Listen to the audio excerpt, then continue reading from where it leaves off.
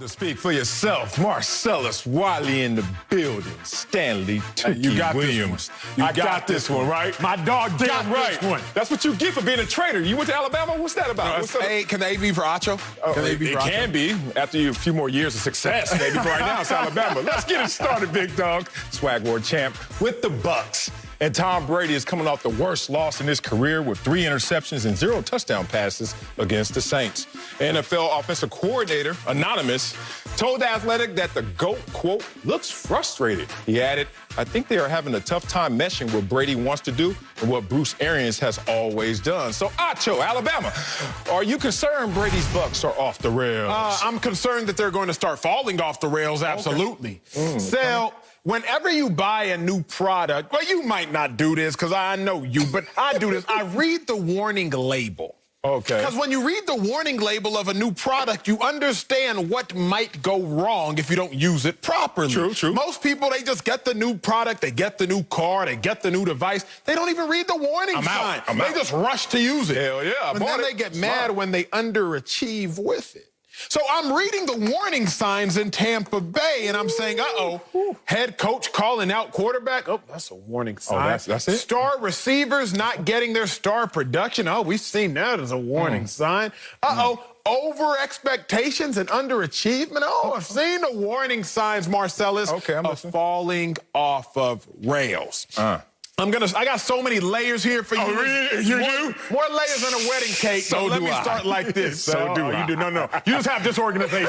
He ain't got layers. He just got disorganization. Look, big bro, let's talk about it. Okay. We quarterbacks on fields in practice in NFL or college America, they wear a different colored jersey. And they wear a different colored jersey because you're not supposed to hit them in practice. We understand the quarterback is more important than every other position, so we physically protect them by wearing a different colored jersey. But if we physically protect the quarterback, why don't we mentally protect the quarterback? You must been working already. You did Colin, huh? You warmed up for it. That was a nugget. If we physically protect the quarterback, why don't we mentally? Bruce Arians, you can't call out Tom Brady like everybody else. Not that it's fair, not that it's right, not that it's just, not that it's whatever you want to say. But the fact of the matter is, you don't let Tom Brady get hit because Tom Brady's more important than everybody else, so you protect his physical. Then why don't you protect his emotional? That's my first lap. That's my first layer. They gon' fall off. They might. Not gonna say they will. They might fall off the rails. I'm just reading the warning sign, sir. I'm just reading the fine print on the back of the bottle. Wow. You think that this is potentially falling off the rails when this team already at the halfway point has 1 fewer win than it did in its entire season last year. But Acho loved that 7-9 season. Acho was all in, almost matching the colors right now. You are a Buccaneer fan from last year. But this year, now you're disturbed that this team is on pace to do much more than it did last year. What did it do last year? Oh, Mike Evans is off in his production, Acho says. All the prolific numbers that they put up last year, they're all substandard this year. What did those prolific numbers get? Jameis Winston. A trip to the college, what is it, the Harvard of the college schools in terms of quarterback play. He's a third stringer right now, basically. What did that get Mike Evans last year? Oh, another Pro Bowl, 7-9. What did they get Chris Godwin? Oh, okay, you're a great receiver, but what did it add up to? Nothing greater than a sum of his parts. Now you add the cherry on top. Now you add the most winning quarterback, most winning player in NFL history. You got something here. Let's talk about this in terms of these expectations. They must be coming from you and others. Expectations from people who have no experience, it sounds like a projection from someone who really doesn't know the process. This team is on track, matter of fact, exceeding expectations based on no offseason together, new system, new coach, and based on record from last year to record to this year and a projection going forward. How could anyone, especially somebody like you who has the experience, even say that this team is off the rails or even close to it? So, because I look at patterns. I watch the tape. I watch the games. I see what's going on. So, you see the wins? Yeah, I do. I see the losses, too. Lose first game, win 3. Okay. Lose first game, lose game, win 3. Okay. Lose game, you're supposed to win your next 3. That's what should happen. That sounds like you know me. I'm good for 1 casino reference a show. Okay. There's a game called Baccarat, and in the game of Baccarat, all you do is you look for patterns. You look for patterns on the board to understand what might happen going forward. So when I look at this Buccaneers team, I see a pattern. They lose one, they win three. They lose one, they win three. They just lost one. So, they should win their next three. But their next three are against the Panthers, Rams, and Chiefs. Let's go. Let's go to war. Let's go to war. Next three against the Panthers. They said that about the Green Bay Packers. How'd that go? I don't see, sir. You let me know, but I don't see them winning those next three. Oh, you don't see them winning? I don't see them winning. Oh, I don't see them winning those next three. What's the weather going to be next week? You going to tell me that too? Weatherman gets it wrong sometimes. You do too. Oftentimes they're right. Here is my problem.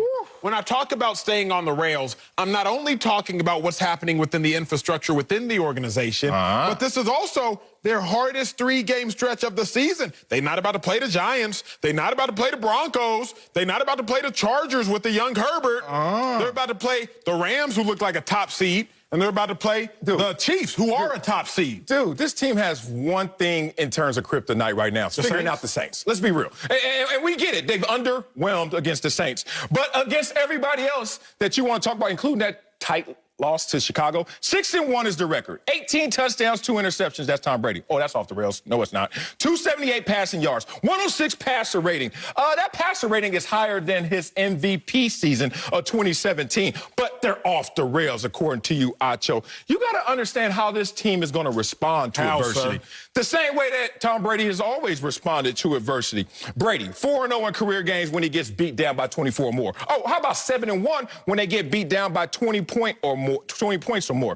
This is a simple situation to figure out. Let me help your argument. I need no help. I'm arguing with help. There's one thing that is different with Tom Brady and the Buccaneers than Tom Brady with the Patriots. That is glaring to Tom Brady. What's that? It's the fact that he doesn't have the outlets, the running backs out the backfields, the same production that he's used to having when you're talking about him being in New England. Here's the nugget about that. Patriots last year led the NFL with 23 explosive plays, 15+ yards. We remember those type of plays last year.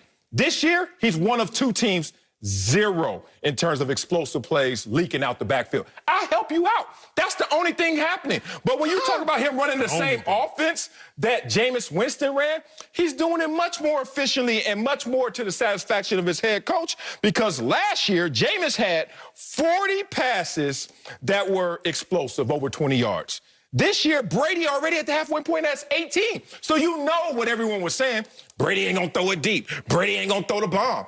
Brady's throwing the bomb at the same pace as Jameis Winston last year. The only thing that he's missing is the leak-outs. They're going to merge this offense together, and you're going to see that the best is yet to come. So, optimist, pessimist, realism. It's somewhere in the middle. Why is it closer to you? Your arm short? My arm's a little short. That's super tight. Optimist, pessimist, realist. Come on. Let's talk real.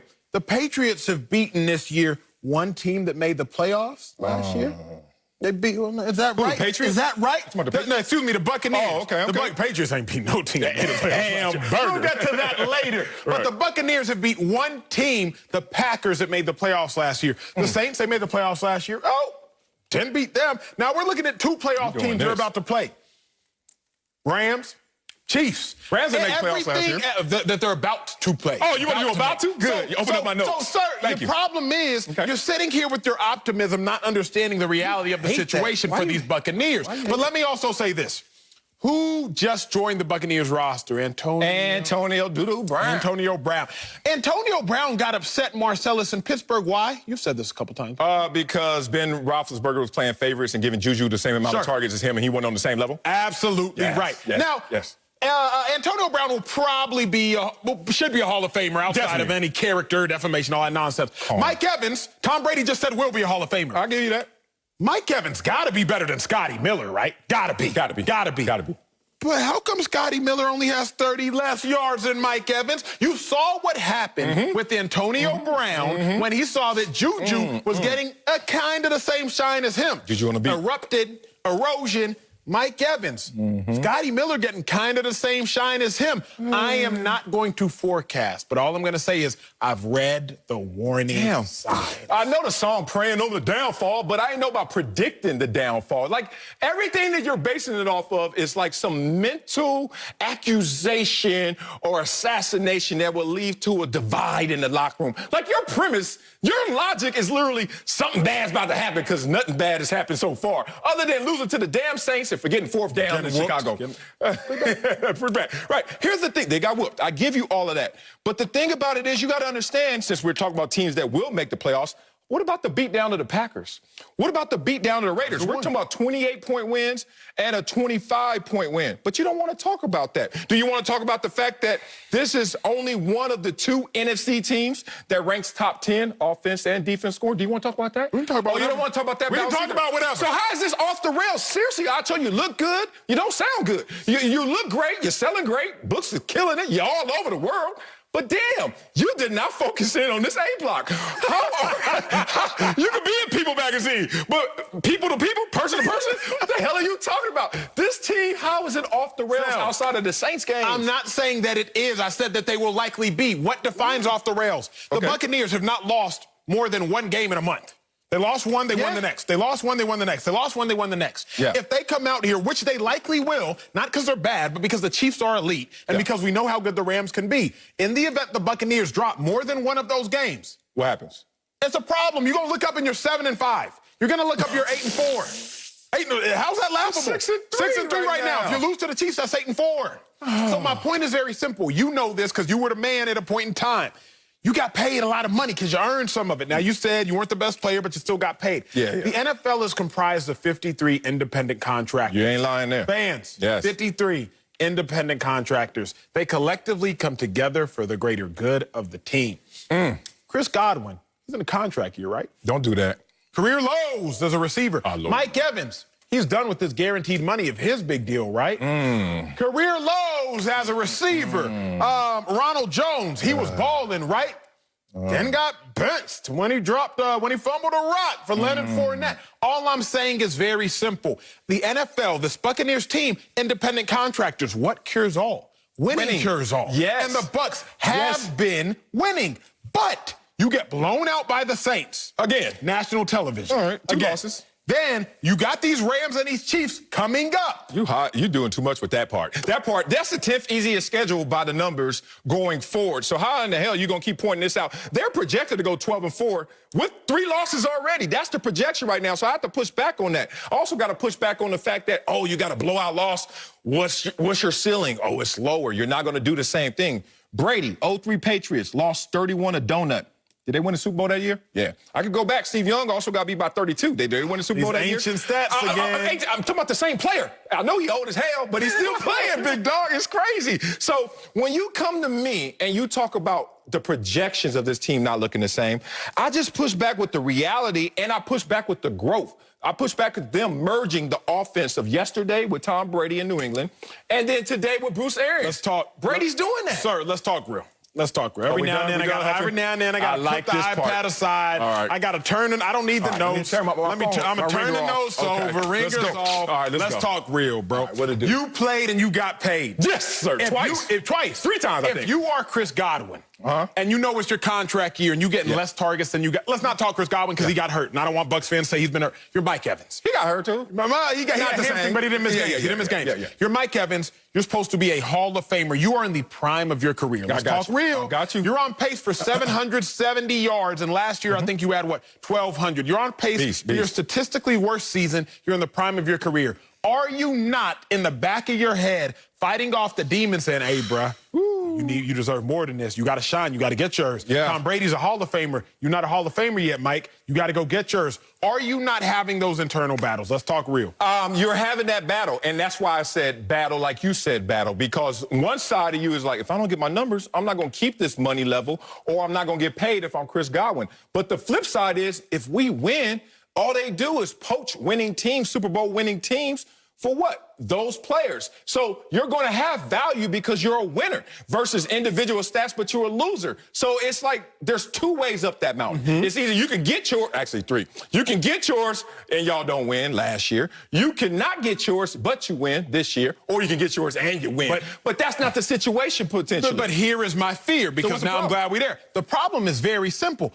6-3 ain't 7-1 or 8-0 now. Let's not act like, big dog. They win 2, they lose 1. Right? 6-3? Yeah, so they win 3, Nah, I went 2 years. It's some math in there. There's some math in there that I can't Come on, really UT. do. There's Come some on, math UT. in there Come that on, I'm baby. struggling with. Yeah. I think they win 2, lose 1, 6-3, whatever it is. I'm saying 6-3 ain't all that good now. Yeah, so if you Mike Evans, is it right now? Yes. 6-3.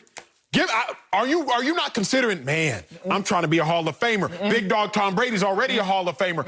If you're Chris Godwin, you have $60 million on the line. $60 million. I don't know about his parents and them and the money he comes from, but you got generational wealth on the line. Yeah. That will start to creep in. That is why I have a fear of off the rails. It does, but it gets diffused by the fact that I am working with Tom Brady. That's almost Teflon. That force field around Tom Brady will protect me in terms of value at the position. Y'all already saw what I can do. Now, it's about trying to do something else to get up to the mountain in terms of winning. So Brady's Teflon. And also, look in the mirror. This is what I always do. You know me, I'm Mr. Accountable. I don't give a damn. Once you look in the mirror, you realize, oh, Tom Brady is third in 20-yard pass completions in this league behind Aaron Rodgers and Matt Ryan. So for all this Tom Brady can't throw talk and won't throw it like Jameis Winston, only third? He's third in the league glad you behind went there. those two? I'm Come glad on, you man. went there. That's not all on him. It's not. But then let's go to my full screen. I wasn't going to use it, but you led me there because there is Scotty Miller and there's Mike Evans. Tom Brady's throwing it down the field, but he's throwing it to the 5, 10, 6-round pick. He open. Look at it. He open. On the right side, you're going to see 2019 Mike Evans, air yards a target, 15, targets a game, 9 yards a reception, 17.3. You'll see Scotty Miller of 2020, air yards a target, 17, yards a reception, 17, 16, roughly round up. But now look at the left side in yellow. Mike Evans, 6 targets a game from 9 last year. Mike Evans, 11 air yards a target from 15 last year. Mike Evans, only 12 yards a reception. Tom Brady's still doing it, but he's not doing it to the guy that deserved it. And when we saw Ben Roethlisberger do the same thing great point. to a different receiver, but one of those is currently on this Bucs team, all I'm saying is I'm just reading the warning signs. That's it. That's interesting right there, how they're going to absorb this, how they're going to reconcile winning ultimately and individual statistical That's success. a tough reconciliation. And that's a tough balancing act. I give you this, though. In 2014, when they drafted Jimmy G to New England, everyone started to prey on his downfall then, predict his downfall. Clock's still ticking so far. No downfall. Coming up at the top of the hour, Cam Newton and Lamar Jackson have both been criticized this year, but we'll tell you which quarterback is under more pressure this weekend. But first, Carson Wentz has struggled this season with a depleted roster. We'll tell you if he should get a pass because of that roster. Next, speak for yourself. Ooh, that was nugget feed.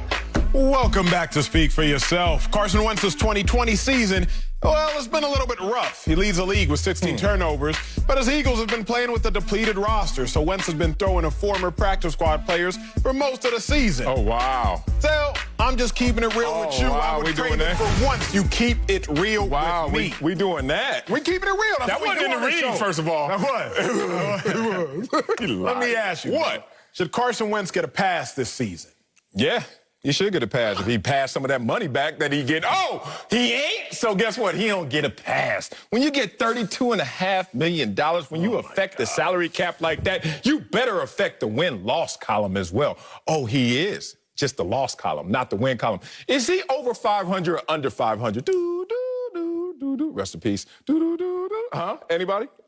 He's under 500. Is he 32nd in completion percentage? Yes, he is. Is he 32nd in quarterback rating? Yes, he is. Is he second to last in both? Yes, he is. But Acho wants to go by the whole fallacy of he's not playing with any guys. Oh, my God, it's such a mass unit. So I had to do some background checking. I had to go dig in some receipts. You had time. Yo, I had time. That day off yesterday, I got tired of them kids. I was like, let me do some research. Let's see who Philadelphia's target leaders are this year. Number 1, Zach Ertz, 45. Ding, ding, ding, ding. I wonder if Zach Ertz is any good. Some say he's a top 3 tight end. Yeah, get to Google because you're hurting right now. You're struggling in your mind of understanding my take. Second is Greg Ward. He's not much of anybody, except he's from Tyler, Texas, where my family's from. So guess what? The man got some strength in his DNA. He's from my hometown. But I give you Greg Ward. But who's next? Travis Fulgham. Is that a guy that just got into a conversation of being a real receiver, got played into that? Kind of how Tom Brady takes a no-name. Carson Wentz played him into that. Yeah, he did. I'll give you that. Okay, so the money, he's actually justifying the money in that respect. But Travis Fulgham was drafted higher than you. 20 picks higher than you. So guess what? He's a dude because you was a dude. Okay, let's keep going. Who else is next? Deshaun Jackson. Wonder if I ever heard of him. Yeah, he's not a former practice squad guy, as you said in our read, misleading our viewers. How many targets does Deshaun have? 25, brother. Okay, now let's get to John Hightower. And then I'm going to skip him. Dallas Goedert, right? That's your guy, right? Oh, he was drafted higher than me. What the hell? Second rounder? So that's not a former practice squad guy. What about Richard Rodgers? Oh, a lot of people going to say, yeah, Richard Rodgers. Oh, you mean the former third rounder who played every single week for 4 years with the Green Bay Packers, and Aaron Rodgers, who also caught that Hail Mary in Detroit? Oh, that guy. Your point of he's playing with nobody, I think I just executed it, assassinated it. He's playing with guys. He's at least targeting some guys, but he is not the reason that they're winning, because they're trying to win in spite of him, not because of him. Sir, there was a famous phrase made famous over the last few years. Man, I'll be doing my work. Fake news. What Marcellus just gave you, All-America, fake news. Let me reframe what Marcellus said. The Eagles' top 5 receivers. Number 1, Zach Ertz. Oh, he's a tight end. Number 2, Greg Ward. He played quarterback in college. Number 3, Travis Fulgham. He was a practice squad receiver last year. Number 4, he's missed 4 games, 20 less targets than the third person, Deshaun Jackson, a 32-year-old. And number 5, a running back. So his fake news, let me just correct for y'all. This commercial has been brought to you by Emmanuel Acho. You endorse his message? You ain't right. Now, look. What? Carson Wentz shouldn't get a pass. Thank you. But he should get some understanding. Oh. Marcellus, 2020 has been a year of empathy. It's been a year of understanding. It's been a year of knowledge, knowing what someone has gone through, and grant them understanding because of it. What? Carson Wentz, Marcellus, you have to adjust your expectations based on the circumstances an individual is operating under. Ooh, I'm going to say that again. Ooh, that's in your book, I bet. You get in. I know you. Y'all have to adjust your expectations based on the circumstances an individual is operating under. So if somebody comes from a rougher, dysfunctional upbringing, I'm going to not give them a pass, but I'm going to give them a little bit of understanding.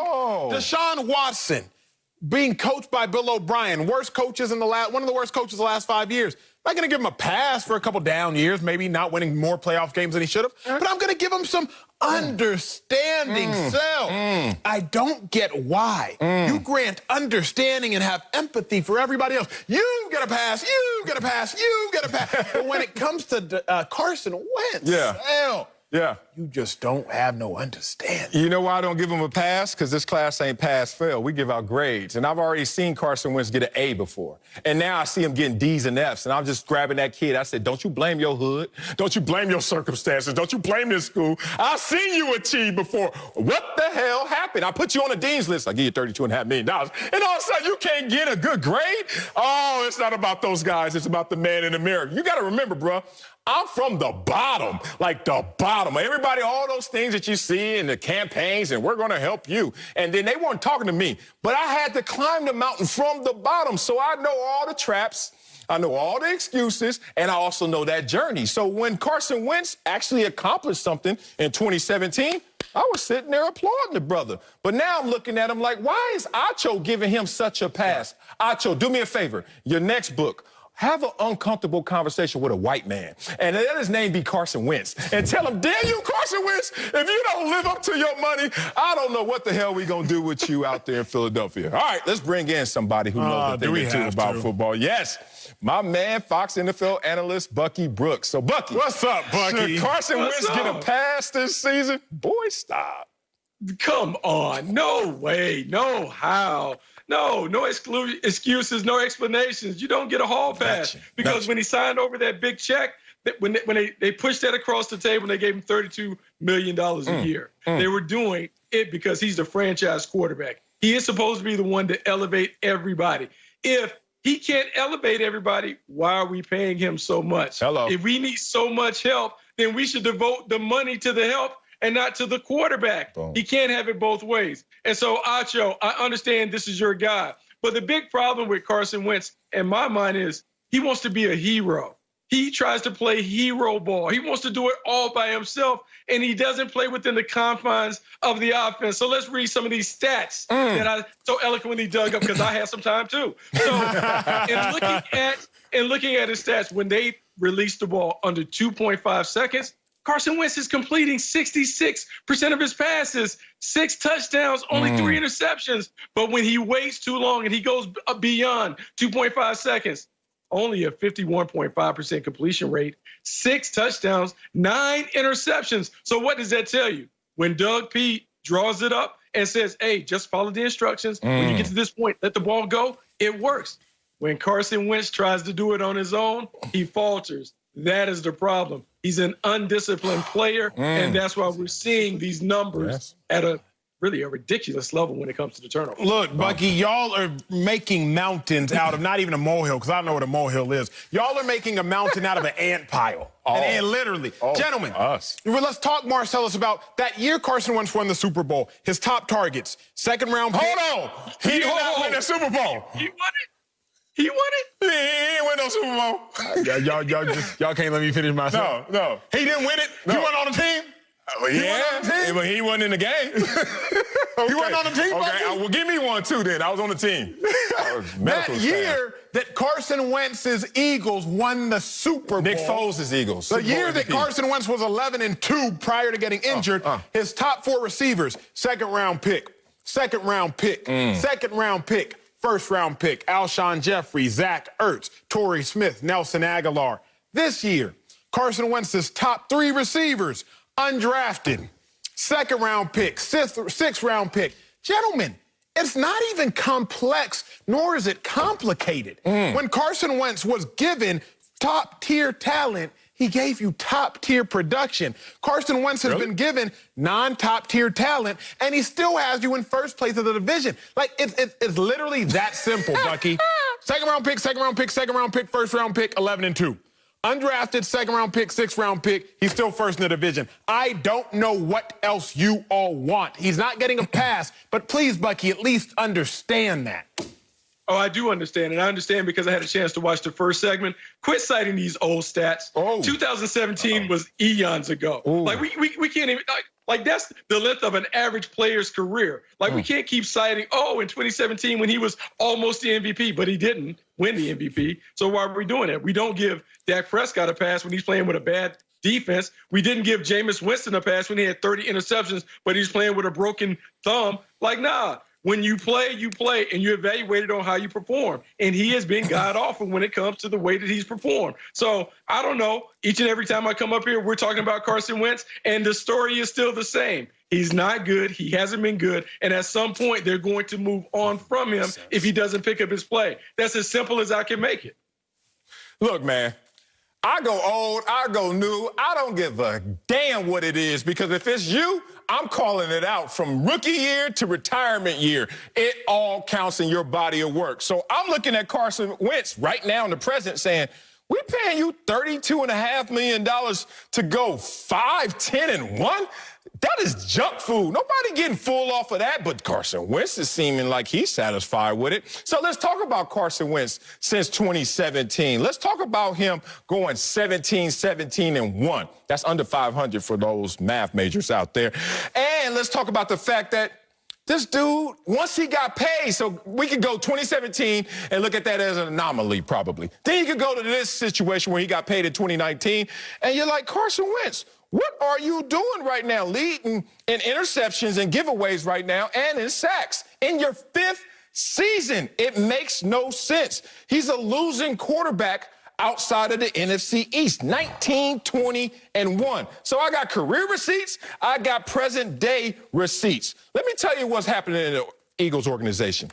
It's this thing called stuck talk. Anybody ever heard of stuck talk? When you're stuck with somebody, you're stuck with her, you're stuck with a quarterback, you're stuck in a situation, you just got to say things just to save their feelings, but you're stuck. They are waiting for the dead cap to drop. And it's going to drop in, 2023. And once it drops to a reasonable number, you're going to see the end to all this stuck talk right here because his decision-making, his accuracy. Look, this evaluator said it best. His decision-making is just atrocious. That was Bucky, Marcellus. Oh, well, Bucky said that. Well, that doesn't count. Another thing he said, Bucky, I give you credit now, everything he's trying to do is extend the play like it's the last damn play of the game. Gentlemen. I don't know how you fix a guy who upstairs can't get right. Gentlemen. You can't fix it. I don't know what else you all want. 4 straight years, Carson Wentz has been the Eagles quarterback, and the Eagles are on pace to make the playoffs for the 4th straight time. You cannot win the lotto unless you buy a ticket. You can't win a Super Bowl unless you get to the playoffs. And Carson Wentz is on track to get his Eagles to the playoffs for the 4th consecutive time. That's all you need to know. I'm going to break. Coming up, Bill Belichick got a little testy with reporters today in New England. Not as testy as I just got with these dudes, though. I'm going to tell you why Belichick, he might need to keep quiet. Come on, Bill. That's next. Speak for yourself. Welcome back to Speak for Yourself. Bill Belichick is off to his worst start in New England since his first season 20 years ago. In the last 4 years, none of his draft picks have made a Pro Bowl, and only 2 players are starters. Patriots insider Tom Curran brought up the lack of success in the draft today to Belichick, and it got him a little testy. Listen. Yeah. Well, Tom, I'd say the most important thing to me is winning games. And I'm not going to apologize for our record over the last 20 years. I mean, I've seen a lot worse. You like Belichick? Clap it back. So I surprisingly don't, bro. And I don't because Bill Belichick, we saw him win for so long and how accustomed he was to winning. Yeah. And then what he did when he won. But now as a loser, I'm not going to say he's sore, but I'm going to say he's tight.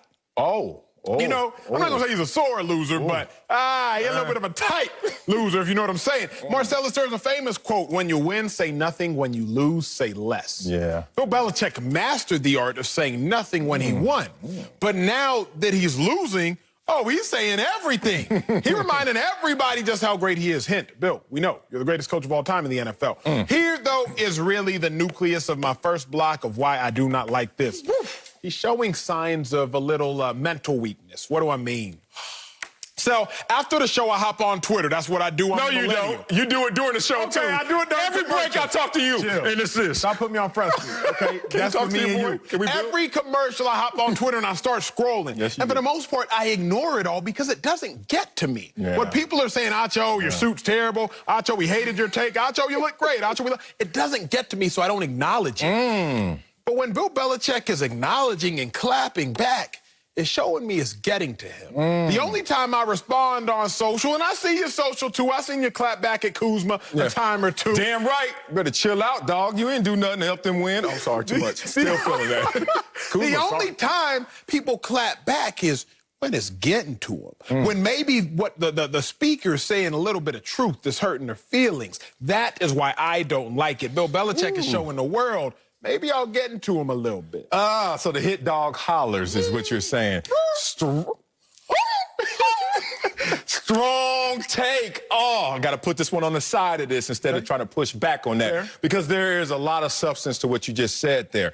But the thing is that I noticed in society that is shifted, which may have shifted on even Belichick's watch to the tune of why he's responding, even though he's not the hit dog, is because now accusations are suggestions of guilt. Like, if you accuse someone of something today, they have to now defend themselves from the accusation. When I grew up, guess what? If you accuse someone of something, prove it.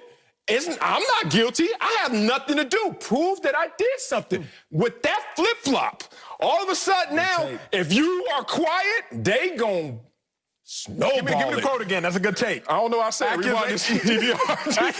It ain't in these notes. I'll figure it out next block. But the point is, Acho, now you got to tell people, hey, man, you didn't get me. I got you. And I'm Bill Belichick. So let me remind you what this whole process is about. Drafting, free agency, trades, acquisitions of players. All of that is a means to an end. Now, what's the end, Tom Curran? Winning. And who's done more winning than me, Tom Curran? Nobody. So, excuse me, I'm in a new era, in a new climate where I have to remind you of greatness, because if I let you guys run with the narrative, you guys are going to control it and take it out of context. I'm not mad at today someone reminding someone of who they are. Marcellus, the issue I think is simple. It's that Bill Belichick, the coach, is trying to defend Bill Belichick, the general manager. Say that again. That's and real. in the world, That's we can't real. differentiate the two. That's real. Because Bill Belichick, the general manager, if we're being real, been pretty awful. Last player he drafted, there was a Pro Bowler, Jamie Collins, 2013. Hint, he traded Jamie Collins to the Browns before Jamie Collins finished his rookie contract. That part. That's the last player the general manager Bill Belichick drafted. Bill Belichick, the general manager, couldn't create enough talent to keep Tom Brady, the greatest quarterback of all time. Bill Belichick, the general manager, has been atrocious. But Bill Belichick, the coach, has always covered for the sins and the errors of Bill Belichick, the general manager. So now, when they are insulting Bill Belichick, they really talking to the GM. Okay. But Bill Belichick can't decipher, they're not talking to you, head coach Belichick. They're talking to GM you. So Bill Belichick, the GM, Marcellus, is ruining, dare I say, ruining the image of Bill Belichick, the head coach. And that, I think, is the issue that Bill Belichick is having. Oh, so you just said a key word, image. I'm going to hop around because you said a few interesting things. Image. I grew up in Los Angeles. I take a journey at the young age of 17 to New York City. Yep. I learned about this experience in this place called Wall Street. And everyone's buttoned up, from the brokest to the wealthiest. Everyone looks the part, right? And then, all of a sudden, post-retirement and being involved with some investments, I go up to Silicon Valley and I check them out. No one's buttoned up. Everybody wearing T-shirts and raggedy jeans, and from the wealthiest to the poorest. The point is, image doesn't matter. The point is, it doesn't matter how it looks, it matters how it is. You're not always a hit dog if you respond to criticism. It's okay. I feel the same guilt when I go online and I'm like, nah, that one I can't let slide. I got to attack that. But I'm not always a hit dog. It's funny, we had this same interaction, I think it was last week, when I said Tom Brady's accomplished more than you and I put together. And you said, on a football field. And I was like, no, in life. And you said, wait a minute. And you started to remind me that you've accomplished things great. I didn't feel you were a hit dog. I think that you needed in that moment to say, hey, dog, you're right about this, but you ain't right about all of that, right? I think That's Bill good. Belichick, That's a good take. Bill Belichick is doing the same thing. He's like, look, you can talk about the GM. I got some warts. You can even talk about the coach, but you're not talking about the coach correctly. Last 5 years, Bill Belichick, defensive-minded coach. You know what their scoring defense has been the last 5 years? 1, 5, 7. Even with the 7, they gave up 3 points to the Super Bowl, in the Super Bowl to the Rams and won that. And won. So 2 1s, a 5, and a 7. You know what they are this year? 12. People be like, well, they're out the top 10, and that's 10 more points a year this year than in the last 5 years. What does that add up to?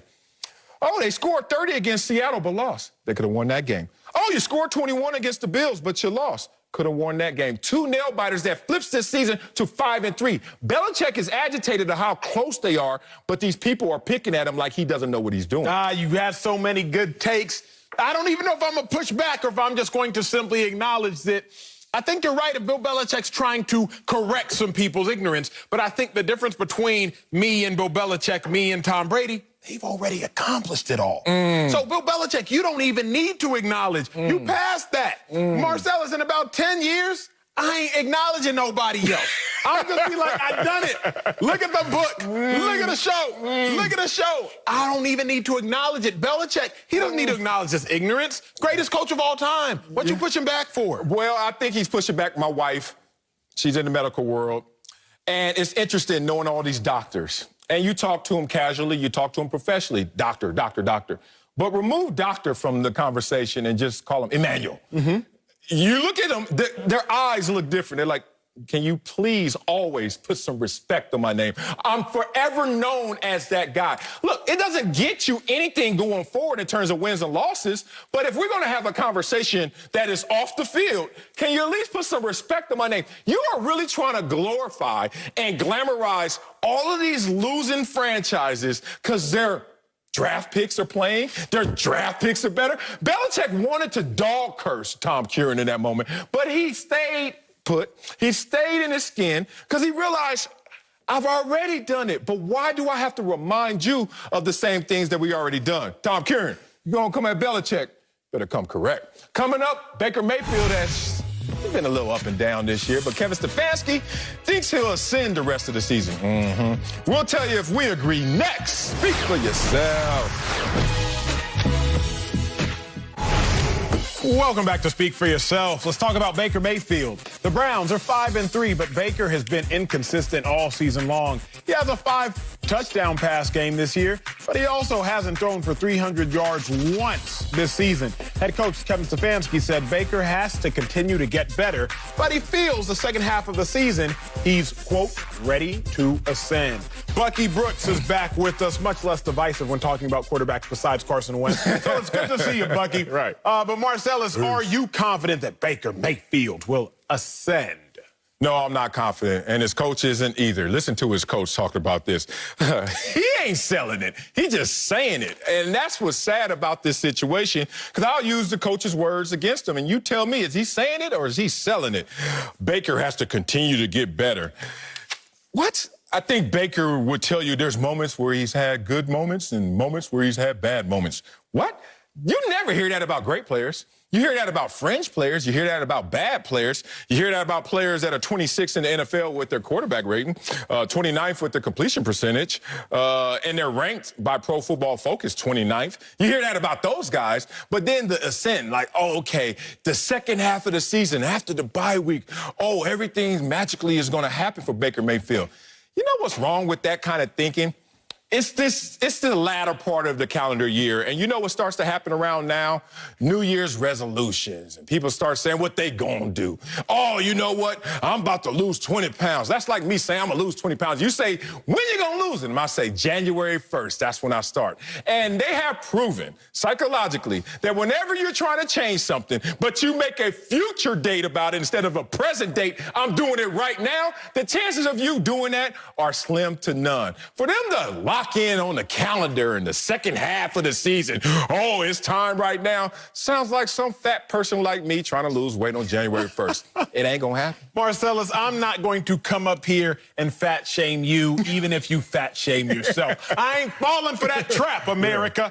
What I will say is I am, let me not say confident. Okay, I can't even get out my mouth. Thank you. You sound like Stefanski. I think Baker Mayfield will ascend the second half of the season because Baker's different than other people. What do I mean? Baker Mayfield, he starts his career at Texas Tech. For those of y'all who don't know, he was a walk-on at Texas Tech, played high school football at Lake Travis, walks on to Texas Tech, ends up winning a starting job. Well, he transfers to the University of Oklahoma. He's not the starter. He's a backup. Wins the starting job, ends up winning a Heisman. When Baker's back is against the wall, he is at his best. Then he gets drafted #1 overall. Struggles. Well, then this season, contract year, not contract year, but could get the contract extension. He's up for that this season. Baker, what are you going to do? 5-3 for the Browns. I haven't seen them be 5-3 in God knows how long. Puts up 49 points on a national stage against the Cowboys. I haven't seen that and don't know how long. Baker Mayfield has the Browns on track to go to the playoffs and be 10-6. Marcellus, I do think Baker will ascend because Baker is best when his back is against the wall. But also, let's talk empirical data rather than just my opinion. Okay. Full screen on Baker Mayfield. You got heating some up. nuggets. Just a little something. Nuggets. On the left side, you'll see Baker Mayfield through his career, weeks 1 through 9, 8-14, 59% completion, 228 passing yards a game, 32 passing touchdowns, 26 picks. I like that. Right-hand side in the yellow, 9-6, 64% completion, 250 passing yards a game, and the same amount of touchdowns, but 10 less interceptions. I don't need the full screen. Let me just talk to Big Dog right here. Baker Mayfield, for whatever reason, gentlemen, he turns it on late. He turns it on when his back against the wall. Marcellus, I know you don't like that approach, but that's just the way it gets done with Baker Mayfield. I think he will ascend. You know, I mean, that was a nice full screen there. Archer, you're pretty smooth with that. Like, I feel like you kind of go behind the scenes and get with all the producers and directors and get all your stuff to make sure that you're really complimented. Much like Baker Mayfield is complimented by a great supporting staff. When I look at the pieces around him, he has everything that you could wish for. He has a dominant running game because Nick Chubb returns, joins Kareem Hunt to give them a 1-2 punch, so now they can run it down opponents' throats. He has a dominant wide receiver on the outside in Jarvis Landry, who's still a #1, and even though he doesn't have his playmate Odell Beckham Jr., he's still good enough to be able to anchor that passing game.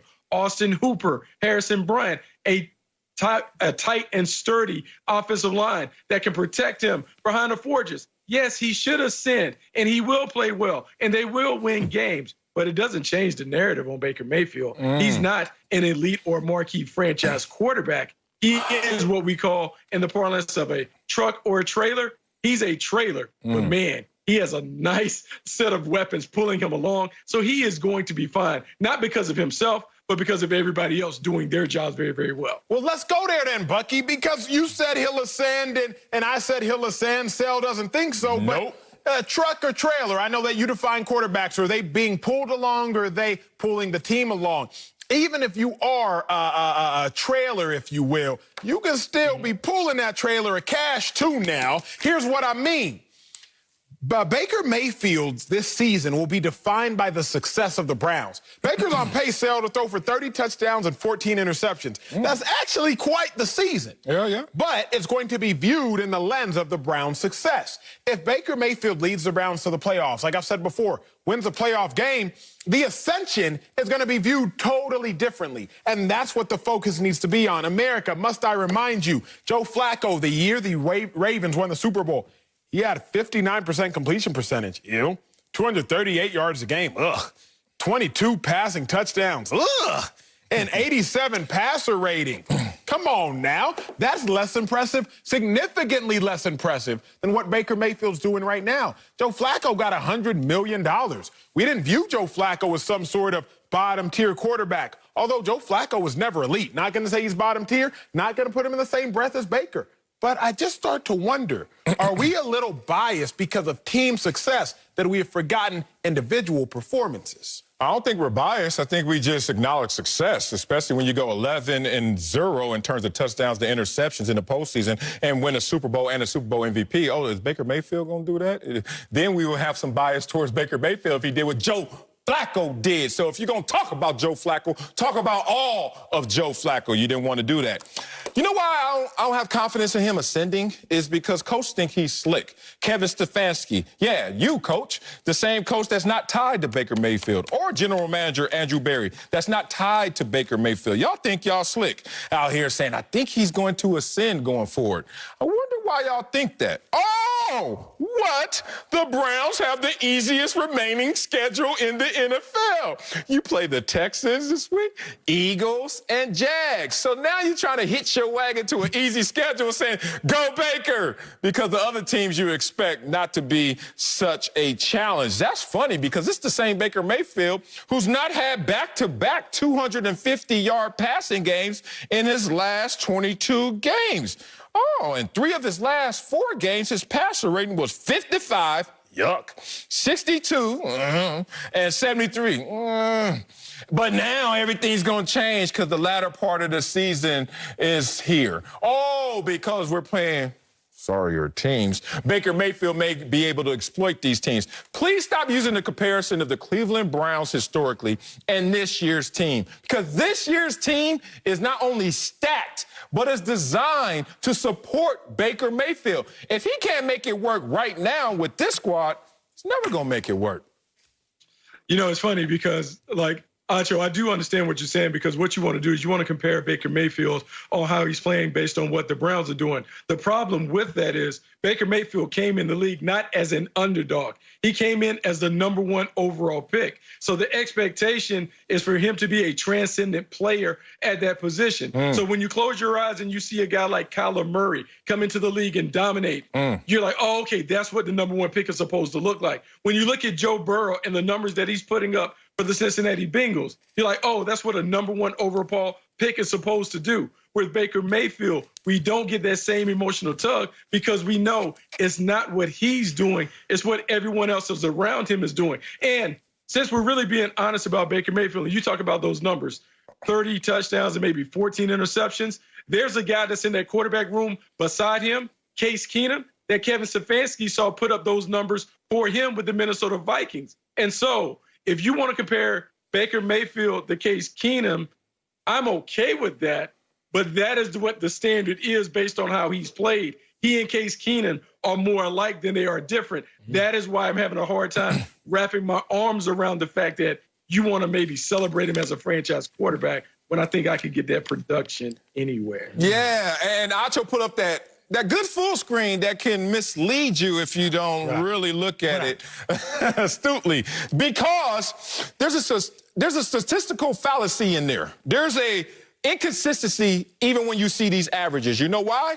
Because it doesn't take into consideration or make you think of how Baker Mayfield in the second half of the season could play at a higher high, but also a lower low. So now his numbers do pick up. But that doesn't mean he's not going to have more stinkers, but then try to nullify those by having some more of those great games, that 5-touchdown game he had before. So for you to just bet on the averages of Baker Mayfield turning the corner, you're better off looking at the schedule than looking at Baker Mayfield have some extraordinary play. Look, Baker, I did my best to defend you. It's time for you to go defend yourself. That's all I got. There you go. Coming up, He got nothing left. story, dude. Cam Newton and Lamar Jackson, they've both been under the microscope this year. But I'll tell you why Cam is under much more pressure this weekend. That's next. Speak for yourself. Welcome back. Time now for a rewarding performance sponsored by Capital One. What's in your wallet? Let's talk about two MVPs who are facing off Sunday night and have been heavily criticized this year. Lamar Jackson and Cam Newton. Lamar's numbers are down from his MVP season a year ago, barely, while Cam hasn't thrown a touchdown since September. Yeah, that's real. Despite that stat, John Harbaugh called Cam a, quote, super talented, extremely dangerous quarterback. Bucky's back in the building, but Acho, who's under more pressure this weekend, Lamar or Cam? Fellas. Cam Newton is absolutely under more pressure this weekend. Lamar is playing for his reputation. Cam Newton's playing for salvation. Like, Lamar is playing so that people don't think that he can only run the football, so that people think that he's a well-rounded quarterback. Lamar's just playing for the reputation of some people who are already predisposed to be biased. Cam Newton's playing to save his career, the entirety of it. Marcellus, Cam Newton has played, we'll call it 2 good games this season, would you say? Yeah. Marcellus, who was Cam Newton's best game against, sir? Please remind me. Seattle? Cam Newton, 397 yards against the Seattle Seahawks. What do I win? Seattle Seahawks. The worst historical defense passing-wise in the history of the NFL. That is who Cam Newton's best performance was against. Who else was Cam Newton's best performance against? The Jets? The Jets. The worst collective team in the last 2 decades, statistically, even worse than those Lions that y'all know about. So I apologize if I can't praise Cam Newton, the Cam Newton that I love. Cam Newton that I hold near and dear to my heart. I apologize if I can't praise Cam Newton if his best performances have been against marginal defenses and marginal teams. Cam Newton is under more pressure because he is playing for a whole lot more. So the consequences is why Cam Newton's under more pressure. Yes, sir. I disagree with you, but I like your reasoning. It's Lamar Jackson because the consequences. Guess what? Our goals does not include losing to the New England Patriots with Cam Newton right now, as bad as they're performing in terms of us and our Super Bowl aspirations. So if we're looking forward, one thing we can't do as being number 2 in the NFL in point differential is lose to a lowly team, as you just explained. Our consequences are greater because our ceiling is higher. We're supposed to do more this year. Not so much about an individual competition, Lamar versus Cam. Cam's going to be fine even if he flames out this year because the Patriots could franchise him. Patriots could bring him back on a short deal. Or, as Jay Glazer even said, there are going to be suitors for Cam Newton's services because of the lack of weapons in New England. So Cam will be fine. He has a safety net there. But if you look at Lamar Jackson, after winning a unanimous MVP, only second time in NFL history, what did he say his goal was this year? I got to win in the playoffs, big dog. Well, before you can win in the playoffs, you got to win in the regular season and take care of those you're supposed to take care of. That's why there's pressure more on not only Lamar, but these Baltimore Ravens. They're a better team than the Patriots, and you have to handle business.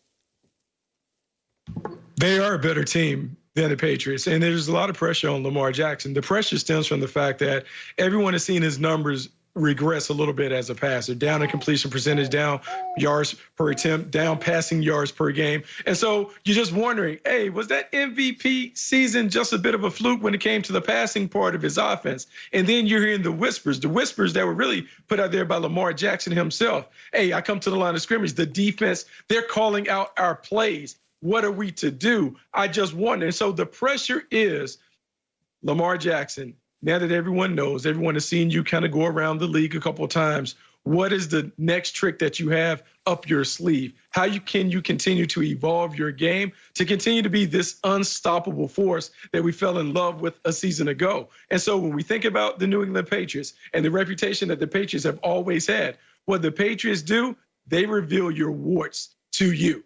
And so how do they prepare for the Baltimore Ravens offense? How do they prepare for Lamar Jackson? The way that they defend the Baltimore Ravens will tell us a lot about Lamar Jackson and the Baltimore Ravens. And so he has the pressure of having to show us that he has taken his game up a notch, because everyone knows the next frontier for the Ravens is to be able to advance in the postseason. But fellas, how are we going to say that Lamar is under more pressure when we're trying to figure out, is Lamar as great as he was during his MVP campaign? That's what we're trying to decipher. Well, Lamar last year was the best passer from a clean pocket, better than Russell Wilson, Patrick Mahomes, Aaron Rodgers. He's not the best anymore. Like, that's what we're trying to decipher. We're trying to decipher, is Cam Newton still a competent quarterback? Damn. Like, we're arguing vastly different things, gentlemen. Can we show my full screen? You got another one? Can we show my full Another screen? one? Yeah, I got one. DJ talent for y'all. Because, Bucky, if you don't mind looking at this, Cam Newton has 4 consecutive starts without a passing touchdown. Well, we saw that with Daniel Jones. Saw that with Josh Rosen, don't even know where he is now. Saw that with Deshaun Kaiser, also don't know where he is now. And we saw that with Robert Griffin. He's currently backing up that man, Lamar Jackson. Fellas, Cam Newton has given us historically poor quarterback performances. Lamar Jackson, we're just mad that he hasn't given us his same historically great quarterback performance. Lamar is not under more pressure than Cameron Newton. It is obvious. Wow, you really are going there like you're looking at the high jumper that sets a world record, and then the next week you're like, hey, yo, if you don't beat that, if you don't do and clear that bar, then guess what? You're falling off. That's what y'all doing. No, Lamar Jackson is a unanimous MVP. Correct. There's only 2 ever. So you keep talking about and exaggerating his fall off from last year, when only thing I see is he's averaging 41 fewer yards in terms of rush and pass yards combined. Other than that, same amount of wins. 12 touchdowns last year, 12 touchdowns this year, 5 and 4. So Lamar in this situation is not feeling the pressure of his individual. You try to compare the individual. I'm talking about Lamar in his situation, why he's got to feel this pressure. He's under pressure because he has to win in the playoffs. And to get the confidence and to get them rolling, guess what? We got to do something going forward. What does the playoffs got to do with November? Because you got to take care against the first of all, in seeding, in confidence, whatever you want to look forward to, you need to help yourself right now. You're talking about seeding. If you're better than a team, how about this, Acho? If you're better than somebody, shouldn't you just beat them? And isn't there pressure on you to actually do that? Minimal. But, sure. You ain't going to last long anywhere if you don't do what's expected. You can go out there and say, I want to do more than expectations. But first order of business is make sure you handle business. Bucky, give some confidence to Marcellus's argument. I ain't buying this seeding and confidence. Well, look, I mean, I understand the pressure on Lamar Jackson. The thing that I always wonder, how come he never pull out no full screens on Carson Wentz when we're arguing that? Man, like you talk about, it get quiet on the set, don't it? You don't even bring anything out. I don't get any of that support or any of those bells and whistles when you do Carson Wentz. But let me get back on point. Don't worry. With Lamar Jackson, the pressure is on him just because the conversation continues to grow. He has to continue to answer these questions whenever he doesn't have an A-level performance. And I will say this. He's won 25 games in his first 30 starts, tying him with Dan Marino as the most ever by a guy during that time period. Yes. And so the pressure is, look, everyone understands the Baltimore Ravens are one of the teams that can seriously compete for the Super Bowl. The biggest question that they have about the team is the quarterback going to be able to take his game up a notch when it matters? And the only way he can answer some of those questions is to do it in these big games in the regular season. But still, the pressure will continue to kick up until he gets into the postseason and does it and handles his business. But still, he has to show people that he can win against a defensive mastermind. And Bill Belichick, they want to see, can he show improve? That's why the pressure is on him more so than Cam Newton, because people are saying the Patriots are sorry, to use your word. Yeah, I think that what's happening is my man Acho is thinking about more pressure, basically, and it's conflating that with who has more to gain and who has more to lose. Who has more to gain in this game is Cam Newton. Duh. Like, if I beat the Baltimore Ravens and I'm the New England Patriots and I got 6 undrafted wide receivers I'm throwing the ball to, you got more to gain. But who has more to lose? The guy who has more pressure on him is Lamar Jackson. If you go out there and lose to the Patriots with all of the stats that you just showed and full screens of how they're looking inept this year, and he loses to that team and he's talking about, I have to go and win in the playoffs, people will pause the playoff conversation and intensify all the criticism on Lamar Jackson in this moment. So for me, it's simple. Who has the most to lose is the one that's dealing with the most pressure, Lamar Jackson. Coming up, Brett Favre called out Carson Wentz this week, and Doug Pederson came to his defense. We'll tell you if he needed to do that for his quarterback. Next, speak for yourself. Welcome back to Speak for Yourself. We got to go back to Carson Wentz, all right? Because he's having a rough year. We get it. A league leading 16 turnovers. But Hall of Famer Brett Favre said earlier this week the Eagles should have signed Nick Foles over Wentz. Foles was the one who led Philly to a Super Bowl title. Well, Doug Pederson defended Wentz after the comments from his former Packers teammate. Y'all take a listen.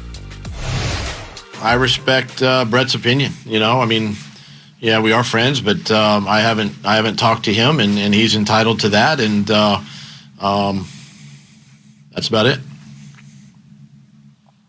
I'll have a conversation with him off the record. No, Carson's our guy. Carson's our draft pick. Carson's the guy that is going to carry us and lead this football team. And listen, everybody's entitled to their own opinion. Those aren't my words. Those aren't Howie's words, Jeffrey's words. Those are his words. Yeah, say it with your chest, Doug. Carson's our guy, okay? Now, Bucky's still with us because Bucky got to get a couple more lashes before we let him go for the weekend. But, Marcellus, you start this off. Right. Did Doug Pederson actually need to defend Carson Wentz? Yeah, it sounded like he felt the need. He tried his damnedest not to, though. He was in – boy, you talk about conflicted. This is a guy who was sitting there having a lot of inner conversations of – how can I tell the truth but not tell the truth? Oh, my God. He didn't know how to respond to this, Acho. It's kind of like how when you always want me to fight for you in these streets. You see how I play dumb? Like, What did he say about Carson Wentz? This is the vote of confidence. He's our draft pick. He's our guy. He's our draft pick. And then he started going, he ain't do all that. Hey, man, all I heard was conflict in your domes. This is the problem with it. The truth is simple.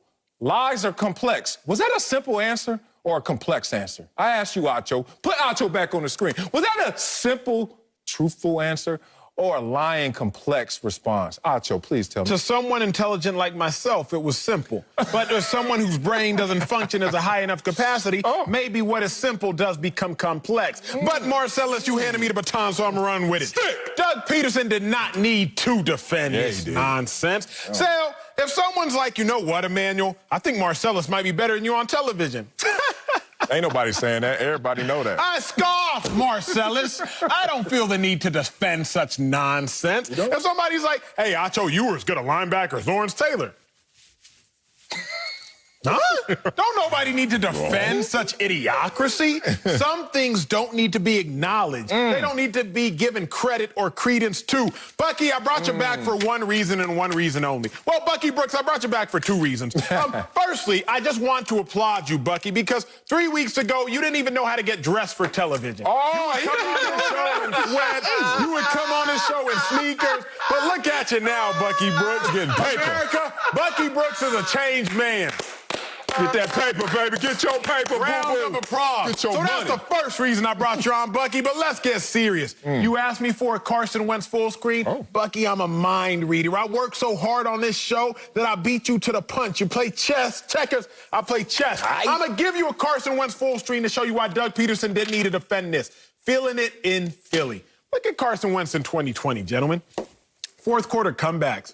He's just tied for first. Why y'all down? Rushing touchdowns for a quarterback. He just tied for third. Second half, passing touchdowns. When the going gets tough, Carson Wentz gets going. He's only tied for seventh in the top 10. Bucky, you asked me for a full screen. There's your full screen. You ain't got to defend nonsense. The only reason I'm up here defending Carson Wentz because they pay me to do it. That's why. You gave me a full screen that showed me how Carson Wentz works out of his own messes. He leads the league in turnovers. And then you wonder why he leads the league in fourth quarter comebacks, because he is a double agent. He's playing for the Eagles and whoever they face. So I just don't understand why we're doing that. Now, what I like about this, because for me, this pains me because Brett Favre and Doug Pederson were my teammates when I was with the Packers. And so it's almost like infighting. But I do understand this because in life, we all have what we call accountability partners. And maybe Brett Favre was being Doug Pederson's accountability partner by speaking truths and putting that out there so that Doug Pederson doesn't have to do it. And if not, he is saying, hey, Doug, let's be real. Let's make sure we think about this because a couple years ago, you guys made a decision. And in that decision, it's okay that you may have gotten it wrong. Because Nick Foles is the guy that led you to the Super Bowl, but you went for the young, shiny, athletic quarterback that you drafted. And sometimes this is a mistake that we all make. Loving eyes can never see. And because he is so deep in love with Carson Wentz, he can't see his flaws. And so Brett Favre is just telling him, hey, bro, like maybe this ain't the one for you. Maybe you can get better. Maybe you can upgrade it. Lease it, don't own it. I don't know, but we'll see if Doug Pederson will eventually heed the advice from his accountability partner. Woo, that's one of those. I remember being back in those super single days in them streets. And then, you know. You talk about them days a lot. You sure you ain't trying to go back? Nah. He's the most nostalgic person, Bucky Brooks. Every show. I remember being in them streets, Sacho. I remember being in the club, Sacho. You trying to live vicariously through me, Bucky. Damn Marcellus. right. Yeah, huh? Button up. Hey, same way I lived through NWA. I ain't gangbang, but I was listening to him. And, you know, back in those days, I used to have a lot of conversations. And, you know, it was always interesting when you talked about somebody else's relationship. It was always delicate terrain. We all know it. Like, it's hard to tell somebody about their man or their woman, and even harder to tell them about their kids. But at the same time, the conversation needs to be had. And I think Brett Favre had that conversation with Doug Pederson. It just spilled out into the public forum, so now he has to address it. This is how they're covering this story in Philadelphia. Let me give you some quotes. When presented with a chance to defend his quarterback against an outsider's criticism, Pederson punted until he was forced to answer, and then he gave a weak, milquetoast defense of the Eagles franchise quarterback. Ooh, so Eagle fans who are upset enough with their team's performance this season won't find anything in Pederson's comments to make them feel better. You know why? Because even your coach is not believing in this quarterback anymore. Like I said before, it's just more of the stuck talk. I'm stuck with him because of his cap number. I'm stuck with him because of his dead cap number. And I'm stuck with a guy who is 32nd in passer rate and 32nd in completion percentage and has the most giveaways. So this is how you talk when you're lying. Sell. He's not even lying. First off, Yes, can we run the clip again of just the back half of it when y'all got Watch all this after draft. Watch him say. He said it with his chest. Count how many ants he says. But before all that, Sal, before all that, y'all let me know when we can run it. But before all that, oh, here we go. Can't hear it. Yeah, we are friends, but I haven't talked to him, and he's entitled to that, and that's about it. Yeah, real strong. I'll have a conversation with him off the record. No, Carson's our guy. Carson's our draft pick. Carson's the guy that is going to carry us and lead this football team. And listen, everybody's entitled to their own opinion. Sometimes you got to work your confidence up. Look, man, I don't fight a lot, but I fought before. And because I didn't fight a lot growing up, sometimes you have to talk yourself into that courage because it's just not innate. It just doesn't come naturally to you. So sometimes you got to keep saying it with your chest a little bit, and a little bit louder, and a little bit louder, a little bit louder, Marcellus. That's all Doug Pederson was doing. He wasn't doubting whether Carson Wentz was the guy or not. Doug Pederson's just not a combative coach. He's not Bruce Arians who just wants to mock his quarterback every chance he gets. Doug Pederson's not that guy, and you're not a fighter, so how do you not understand that Doug Pederson isn't either? Because I am a fighter up here, not with these, though, man. I am not so far in the forest I can't see the trees. Doug Pederson is. That's why Brett Favre's like, hey, you see that helicopter flying over? Next time, grab the ladder. Climb out. You need to abort. But he doesn't want to. Why? Because he can't. He wants to, but he knows he's stuck. He's stuck with Carson Wentz. So what does it do Doug Pederson any good to come out there and be 100 and tell the truth? That's why he's stuttering through all this. That's why he tried to avoid it not once. He had a speech impediment. But he avoided the question not once, but twice. And then on the third time, he stuttered all the way through it. Look, you're our guy, Carson Wentz, until you're not.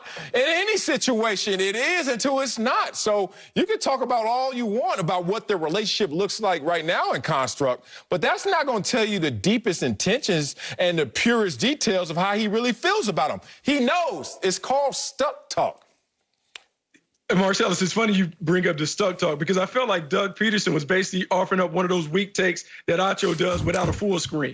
He was up there stammering and stuttering. And my guy, I hadn't talked to him in a minute. And, this and that. But if he really felt compelled that this was his guy, he would say, hey, he's our franchise quarterback. He's going to get us right. He's going to lead us into the playoffs, and we're going to win big games. I wanted to hear something like that. I mean, I think that would represent the city. Look, this is a city we talk about Rocky. Like, he didn't say it with his chest. If that is his chest, he needs to get in the weight room. Okay, first off, weight rooms are closed right now because of COVID, okay? And he might have a speech impediment. Y'all stop being so judgmental of Doug Pederson. I'm going to break. I'm done with y'all. Coming up, Lamar Jackson said defenses are calling out the Ravens' plays pre-snap. I'm going to tell you why it's not a big deal. It's called football, people. That's next. Speak for yourself. Welcome back to Speak for Yourself. The Ravens are 6-2, but they're 23rd in total offense compared to last year when they were second. Lamar Jackson he has a reason why, saying defenses are, quote, calling out our plays. They know what we're doing. Ravens offensive coordinator Greg Roman responded saying, quote, calling out plays on the defense is nothing new. So, Acho, his defense is calling out Ravens plays something, Nathan. Big bro, I don't know why this even got so much traction, but let me diffuse some of it. It's nothing. When I was never the strongest, obviously. I was never the fastest, obviously. But I tried to be the smartest on the football field. So what does that mean? What does that matter? Yeah. The Baltimore Ravens, they probably have, 8 to 10 offensive formations that they lean into, they like to have. Yeah. Of that, they'll run 3 to 5 plays out of those offensive formations. So if I'm going up against the Baltimore Ravens, after they come out in their formation, I understand they can only do about 3 or 5 things out of those formations. So you can call them out. When I was playing against the Tennessee Titans, their offensive coordinator at the time, if he ever came out in big personnel, call it 3 tight ends and 2 running backs in the middle of the field for no reason. That's a goal line package. If he comes out in that in the middle of the field, he's going to take a shot. I vividly remember, why in the world are they coming out in goal line personnel? Every time, shot. I called that out. Now, there are some offenses, Mike Shula's Carolina Panthers, 2013, 2014, Sal. He had a playbook that I could not figure out. I mean, he had probably 50 formations, 20 packages each. I say that to say, it's not a big deal. The only big deal here is that Lamar Jackson was surprised that it occurs, but the fact that defenses are calling out plays, that's a non-issue, non-story. It is a non-story right there. So it's nothing for me in terms of what Lamar Jackson is saying. But it may be something in terms of Greg Roman and him getting figured out again. I'll get into that later. I love the fact that you broke down how we get to a point mentally from guessing to anticipating. Correct. That's the process. You got to go from guessing to anticipating. How do you get that? By knowledge of the offense that you're seeing. Think about it when you're going through film study, when you're reading the tendencies. All you're doing is trying to come up with this mathematical calculation to figure out how best to anticipate. And even that's not foolproof. I always tell the story of Peyton Manning. We caught him young. We're at Buffalo going now to Indianapolis. The whole first half, I think he was going Rambo or something. Run right. Rambo, you hear the R, run right. All first half, we tearing them up. I think we had the #1 defense that year as well. So as expected, Second half, we hear another Rambo. Rambo! So we all caving that way. Let's go in this way. Let's go in this way. Run right. Run right. Peyton Manning with that long neck and that long arm put that ball in that belly and said, nah, where Marvin Harrison at? Oh, he in the parking lot. Let me throw it to him like an 80-yard bomb. Caught us slipping. I wonder how much of this is Lamar Jackson because usually as an offense, especially on the road, you don't even get to hear anything because of all the crowd noise. I wonder if there's something to that. But in terms of Lamar saying that this is something bad, I think that's nothing. Big bro, let's talk ball. Again, y'all are on a show, watching a show with two former NFL players, so we're going to give y'all what y'all don't get elsewhere. When you're breaking down tape, you don't watch it as an entertainment movie. You watch tape as a mystery novel. I'm not so much talking to you as I am the rest of the world, but you watch tape as a mystery novel. If I notice some drama just happened in my friend circle, Marcellus, I'm going to go keep asking someone until somebody tells me the truth. You don't want to tell me you don't like to gossip? Okay, let me ask him. Okay, let me ask her. That's what you do when you're watching tape. 11 players are on the football field. I'm trying to find the snitch. Who is going to tell me what y'all are about to do? Is it going to be the offensive tackle? Is his hand really light in the grass, so he's going to tell me it's a pass? Is it going to be the offensive guard, the person next to the center? Is he about a foot deeper than the center, so I know that he's going to pull and it's going to be a power play? I'm just trying to find the snitch. Lamar Jackson has to understand. That's what they're doing on defense. But now, let's get that dive a little bit deeper. Why am I worried about this? Because maybe defenses have caught up. Michael Vick, his fourth year in the NFL, goes to the NFC Championship game. Never made it back to a championship game. Now, obviously missed a couple seasons for some legal reasons, but he played a long time, didn't make it to an NFC Championship game. Let's not talk Vic. Let's talk about Cam Newton, who Lamar Jackson in his presser was like, Cam Newton was a man. Cam Newton is that dude. 2015, Cam Newton goes to the Super Bowl. 2016, they go 6-10. 2017, they go 11 and something, losing the wild card game. And 2018, we know what happened from 18 and 19 and so on. Cam Newton had that one great year. I never really had it again. Mike Vick, he had a phenomenal career as far as highlight plays, but he had that one great team successful year. Never saw it again. Lamar Jackson, I'm hoping that last year with the MVP year was not the one great successful year and everybody else caught up. Offensive coordinator Greg Roman, it's on him to make sure that's not the case. You brought me to where I got to go. All right, it's nothing by what Lamar Jackson is saying, but I think it might be something on you, Greg Roman. I got to give you Greg Roman in a bottle. 8 seasons as an offensive coordinator. His teams have ranked 20th or worse in half of those, and only top 10 once. And that was last year with a unanimous MVP when you're talking about what we saw out of Lamar Jackson. Here's the really disturbing thing, and I caught this about a week ago. I was just waiting for the moment to really present itself. That Greg Roman, remember Colin Kaepernick and everything? Everybody's like, oh, he's doing what he did with Kaepernick, and he's doing it again with Lamar Jackson. That may not be a good thing. 4 seasons in San Francisco. Team ranked better than 20th in total offense just once, the Super Bowl year.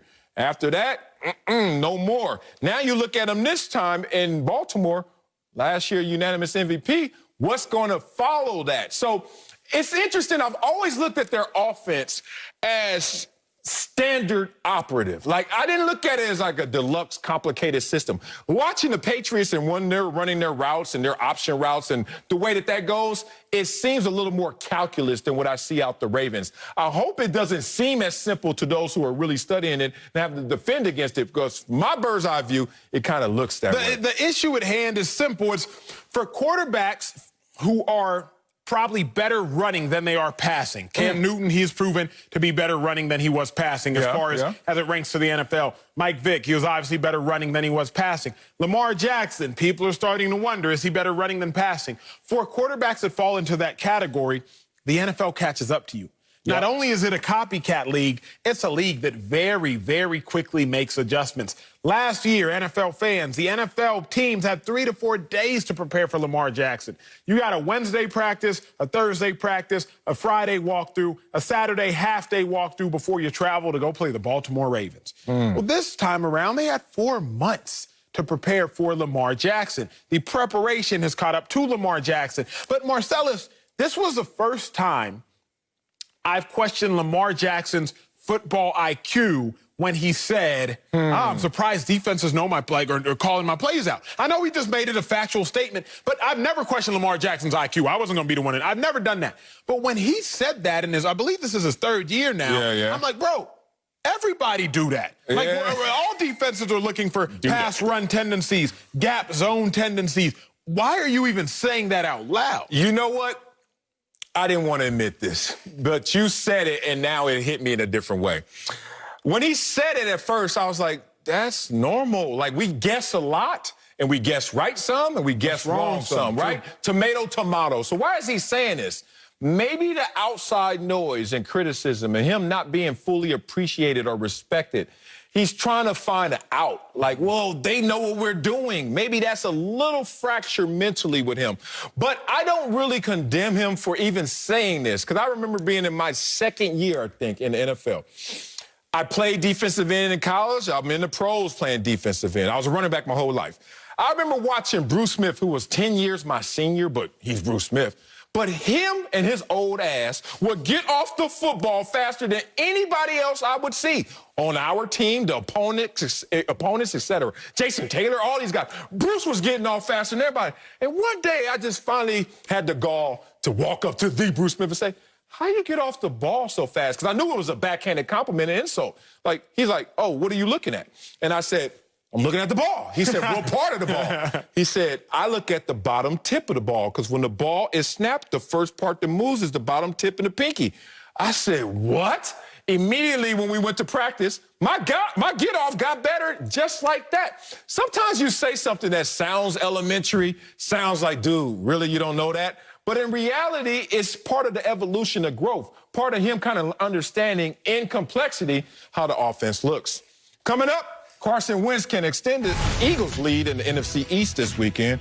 We'll tell you if they'll run away with the division next. Speak for yourself. Before we go, Uncle Jimmy is with us. We're already giving our thoughts on Carson Wentz, but I hear you have your own opinion. Let's hear it, Unc. Hey, man. Carson Wentz has been the leader of the Philadelphia Eagles for 5 years. All right. Now, the problem with that is in them 5 years, he ain't never managed to stay healthy in them 5 years. Say it. Okay. Now, y'all said yourself that today, y'all said that this is a copycat league. All right. Well, evidently, the Philadelphia Eagles are who we thought they were. A whole bunch of copycats. And all of them is running around in person Carson Wentz trying to get hurt. Okay? But now here's the problem with Carson Wentz, though. Y'all acting like he done already made it through this season. He ain't made it through this season yet. And y'all already trying to give him a pass. Yep, Acho. Well, if y'all want to give him a pass, then pass his ass. Okay? But why y'all giving him a pass and give one to Cam to give to his barber? It's different. Okay? While we giving out passes, I'm going to give you a pass, Wiley. What? Because Acho's book managed to outsell your book in 11 hours, and your book been out for 11 years. Now, Wiley, Acho, you got 256 pages in your book and not one shout out to Uncle Jimmy. Hey, man, write me a book. That's in the extended version, really? That's in the extended one with pictures. Fox Bet Live is next.